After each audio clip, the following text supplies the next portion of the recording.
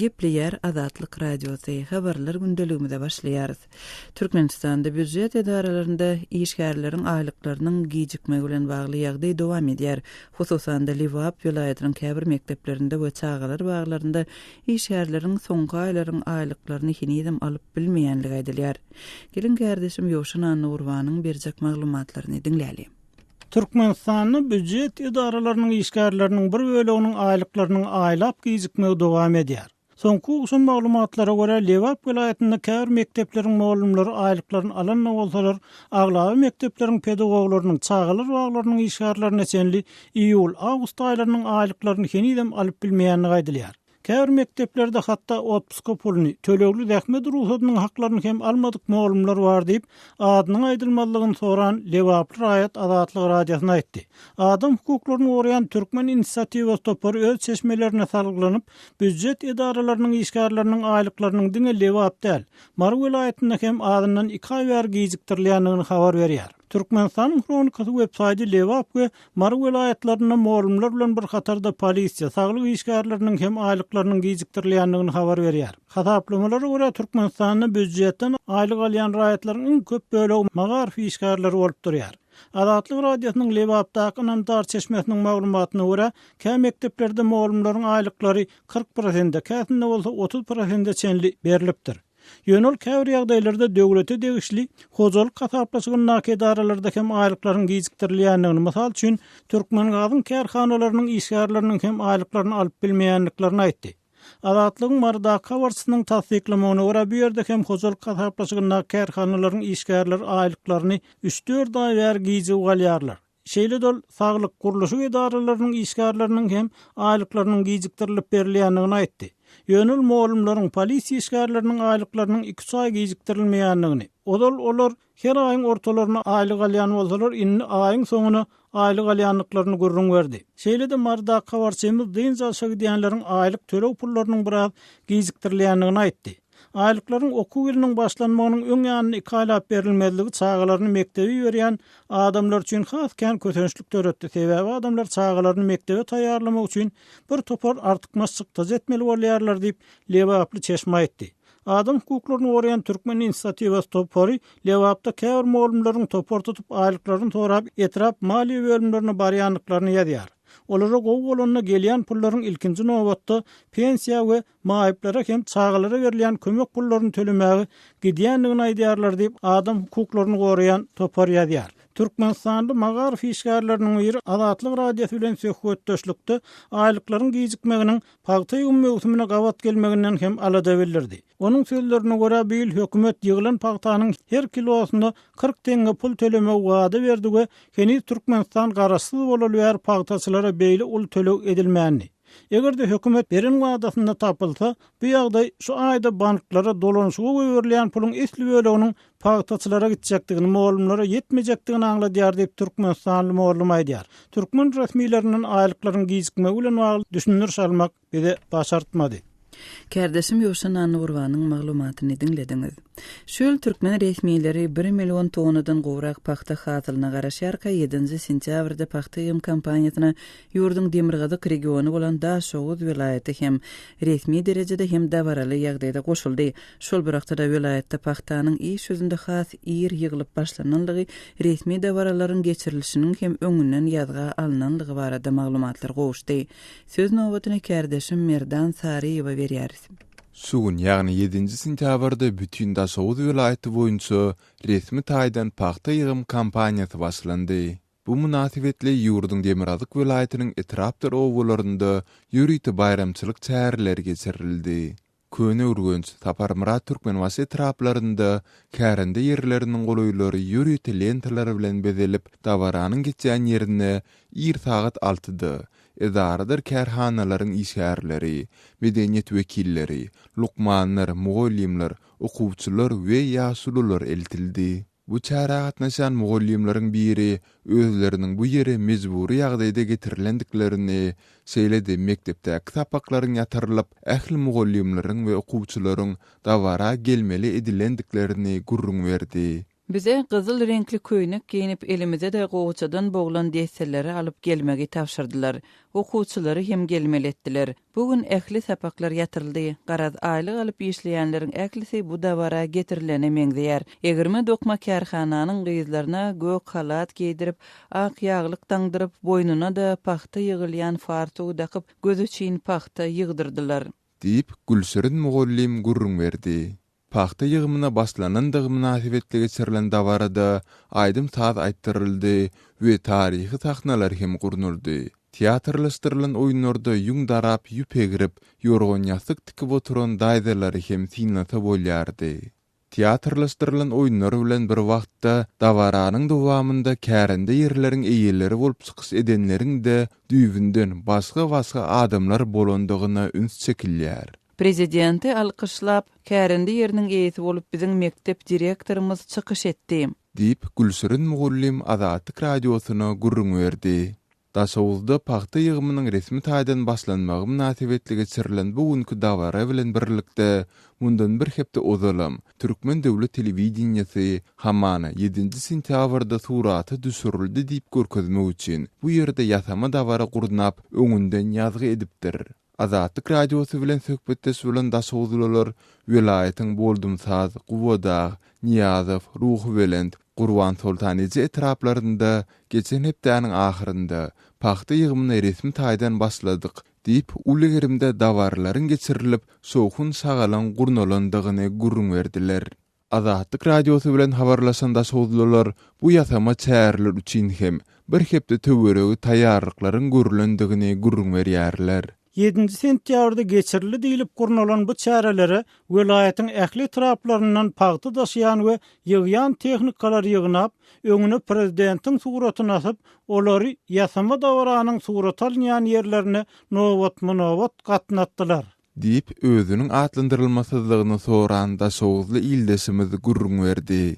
Daşowuzda paxta ýygymy 7 sentýabrda başlandy diýilip resmi taýdan eglan edilse-de, welaýatyň gowuçanyň gozalary ýer-açylan käbir etraplarynda paxta ýygymy eýýäm geçen aýyň ortalaryndan bäri dowam edip gelýär.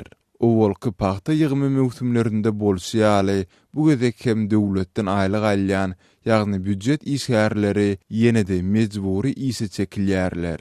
Yeri gelende aýtsak, Türkmenistan paxta ýygymy döwründe mejburi zähmetden peýdalanýandygy sebäpli halkara jemgyýetçiliginiň dowamly tanqydyna uçraýar. Şu ýyl Türkmen häkimetleri ýurt boýunça 1.050.000 tonna paxta hasylyny öndürmegi göz öňünde tutýarlar. Kärdeşim Merdan Sariýewiň maglumatyny dinlediňiz, hormatly radio dinleýijiler. Gepleşiklerimizde gozgalýan meseleler barada maglumat, pikir paýlaşmak isleseňiz azathabar.com websaýtymyza şeýle Azatlyk radiosynyň sosial ulgamlaryndaky sahypalaryna tesvir ýazyň. Azatlygy line ulgamynda Osmok 420 773 797 383 telefon belgisi arkaly tapyp bilersiňiz. Biziň bilen habarlaşyp maglumatlary, suratlary we videolary ugradyň. Şahsiýetiňiz dogry gizlilikde saklanar. Osmok 420 773 797 383.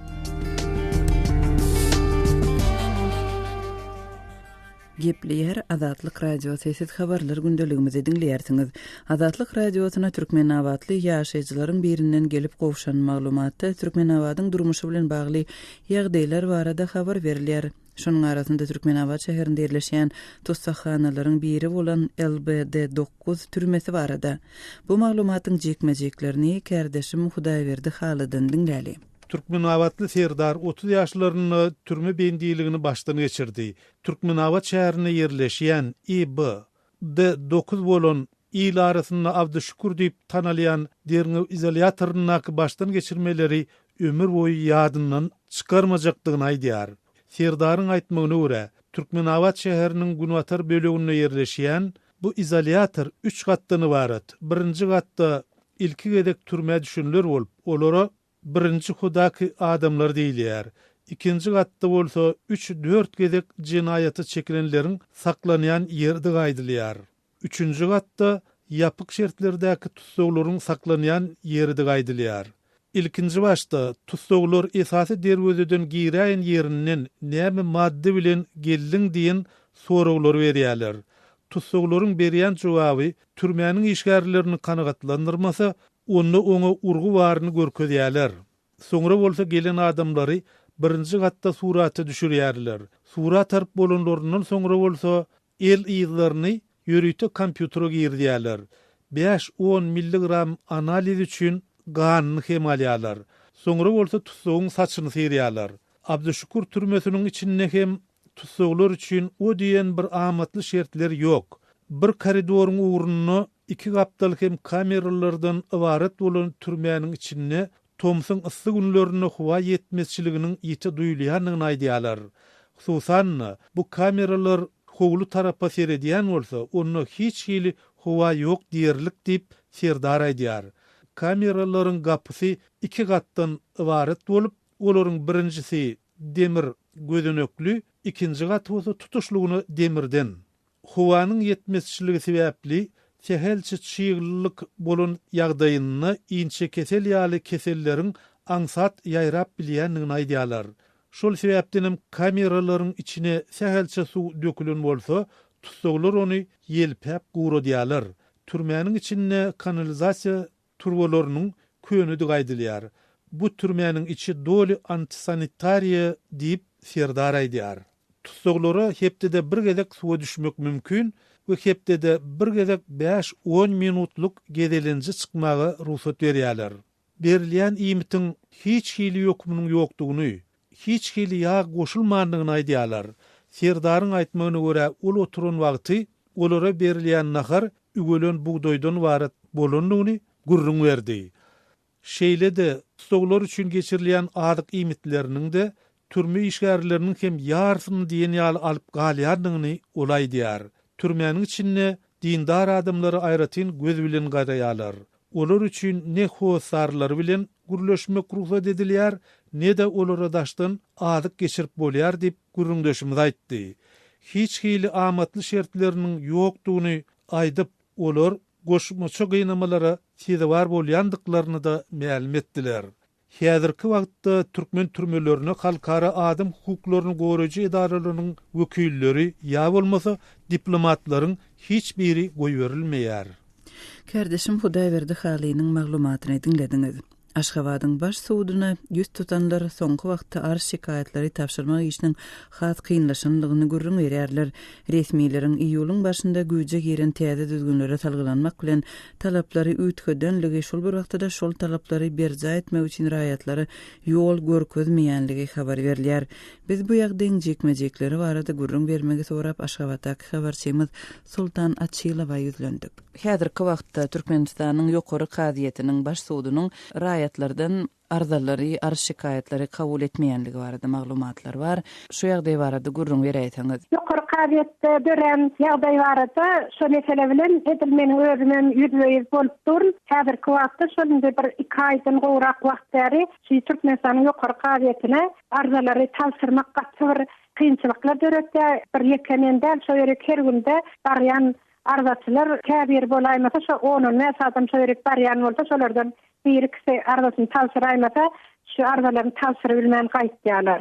Şu ýagdaýyň döremegine näme sebäp bolýar? Ýokary kaziýetiň kadylarynyň ýazmaça berýän jogaplaryna aýdylmany görä, şu 2016-njy ýylyň 1-nji iýulundan täze bir iş ýöretiş kodeksi güýje berilipdir. Ýani gözäçilik şikaýatynyň Türkmenistanyň ýokary kaziýetiniň raýat işleri boýunça kaziýet kollegiýasyna berilmeligine garamadan şikaýat berilýän kaziýetiň adyny Türkmenistanyň ýokary kaziýeti diýip görkezipsiňiz diýär. Indi odan şeýle düzgün bardy. Arzanyň söz wagtynda arzaçy Türkmenistanyň ýokary kaziýetine diýip başlaýardy. Onuň arzaçynyň familiýasy, ady, adresy, onuň arza diýip ýazýanda ýa-da mähilek nägileligin bar, ýazyp berip gol çeken, çeklosyny goýan, olar kabul etdiler. Indi şu 1-nji iýuldan güýje giren kanun boýunça arzanyň söz wagtyny Türkmenistanyň ýokary kaziýetine diýmen. Türkmenistanyň ýokary kaziýetiniň raýat işleri boýunça kadylar kollegiýasyna diýip ýazmaly. Yönüş ütketmäniň gyry bilen bu barada hiç yerde bildiriş ýabolmasa gyry bilen ütketmäniň nutfaty hiç yerde goýulmandyr. Düşündirsem beren oklarda alyp galalaryň hatda arzan ýerine gelenden soň bilýän. Men özüm şu meselelerini ýüzüňe bolup näşe 2 aýyň içinde şikaýatymy korkaryete tasirip bilmän şeýle kösenip durýan. Indi şu taýda men 4 san sahypada men öz nägelerimi bildirýän haýatyň men işime nägeler keredenini görkezýän. Şeýerde nämeler anyklanmady, näme meniň hukugum bolar, hemmesin görkezýän.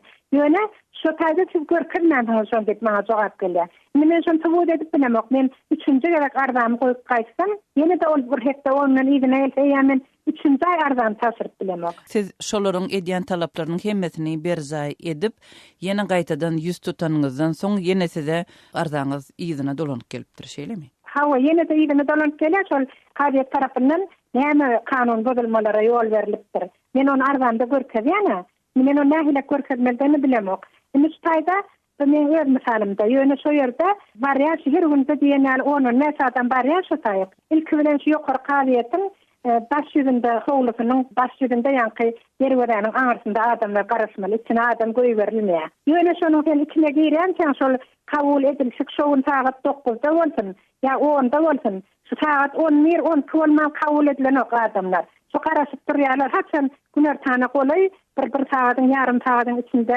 kabul etdiler, onda da gıstagly taňa bir zady düşündirjem, taňa bir praktiki kömegem berjek bolan oklar, ýa bir şonuň nüfusyna morkeden oklar. Ýene bir aýtmal zat bar da, her 4-nji güni, hepden 4-nji güni Türkmenistanyň ýokary kabiýetiniň başlygyny kabul etmeli güni. Ýöne şu başlyga hiç kim girip bilen ok, şu başlyk haçan ordan ýagnakda, haçan ordan ýerinde ýok. Başlyga girmek mümkin däl. Hamen özüniň kabul etmeli gününde, kabul etmeli taýatynda da şu başlyk kabul eden ok aýatlary. Habarsymy Sultan Açylowa bilen geçirilen söhbetdeşligi dinlediňiz. Pakistan Türkmenistandan elektrik togyny satyn almak planlaryndan boyun gaçyrdy. Bu habar Türkmenistanyň Merkezi Aziýany we ýakyn gündogry elektrik energiýasini üçin etmek planlaryny ma'lum etmeginiň ýa-da gawat geldi. Türkmenistanyň elektrik energiýasiniň eksportyny artyrmak boýunça planlarynyň Energiýa Ministrliginiň guramaçylygynda 8-nji we 10-njy sentýabr aralygynda Aşgabatda geçiriljek halkara konferensiýasynda gozalmagyny hem garaşylýar. Temany kardeşim Ýoşan Anna Gurbanyň maglumaty bilen dowam etdirýäris. Pakistan Türkmenistanyň elektrik togyny eksport etmek üçin aýry başga geçirji liniýasyny gurmak plany barada teklifini ret etdi. Türkmenistan elektrik energiýasyny ýakyn oňçular Eýrana we ardanladylan wagtdan Owganistany eksport edýär hemde elektrik eksportyny geljekde has giňeltmek maksat edilýär. The Express Tribune neşriniň 7-nji sentýabrda ýazmagyna görä, Pakistan Aşgabatyň aýry başga planyna derek Türkmenistanyň Merkezi Aziýa, Günorta Aziýa, ýagny Kasa elektrik geçirji proýektine goşulmagy sorapdyr. Bu proýekt 1000 megawatt möçberli elektrik üçinçiligini nazarda tutýar. Pakistan Kasa proýektasyna Täjikistanyň we Kyrgyzstanyň eksportçylary geçirji liniýasynyň tölegini tölemeli.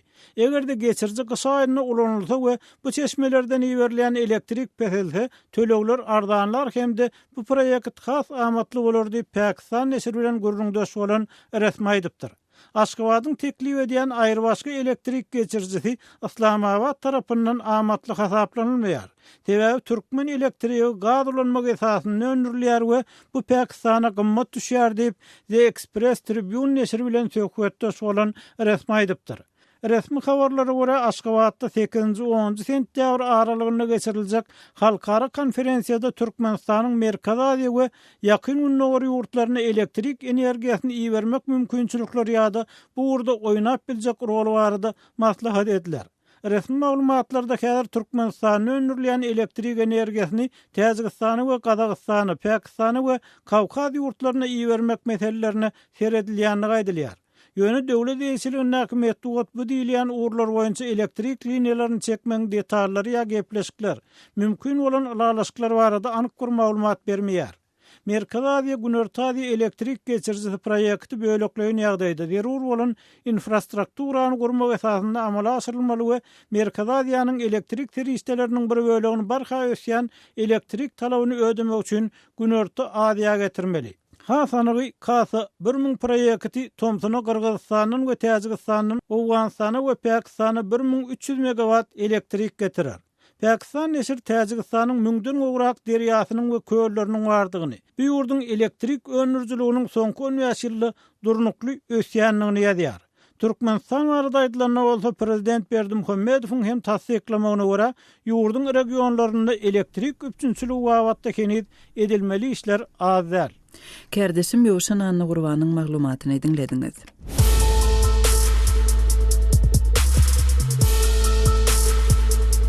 Öz sebitiňizde bolýan wakalar barada adatlyga maglumat bermek isleseňiz, biziň Facebook hasabymyza ýazyň. Bizi gözle bölümine Azatlyk Radiosu ýazyp tap bilersiňiz. Siz suratlaryňyzy we videolaryňyzy hem ýollap bilersiňiz. Azatlyk siziň şahsiýetiňizi gizlinlikde saklar. Siz bolan wakalar barada maglumat beriň, biz hem habar bereriz. Gepleýär Azatlyk Radiosu siz habarlar gündeligimizi dinleýärsiňiz. Owganistanda etnik türkmenleriň ýaşaýan Demirgazyk regionlarynyň biri Gunduz welaýatynyň käbir bölekleriniň hökümet güýçleri tarapyndan söwüşçüleriň elinden alynanlygy habar berilýär. Kalayzal etrafyndaky ýagdaýlar barada Owganistandaky habarçymyz Şamerdan Gulumradynyň berjek maglumatlaryny dinleýäli. Gunduz welaýatynyň Kalayzal etrabynyň belli bir bölegini awgan güýçleri jeňçilerden ýygyna gaýdyp aldy. Çatışykda ençeme jeňçi helak bolupdyr. Uruşda awgan güýçlerine de ziýan etipdir. Aktepe şäheriniň jeňçiler ýygyna çekilipdir. Etrabyň 32 obasynyň hem jeňçilerden päklenendigini resmiler aýdýar. Kalayzal etrapy Tacikistan bilen serhetleşýär. Etrabyň bir uji Amyderýa arkaly Özbegistan bilen hem çäkleşýär. Gunduz welaýatynyň hakimi Esedulla Omarxel jeňçilere garşy harbiy operasiýanyň dowam edýänligini aýtdy.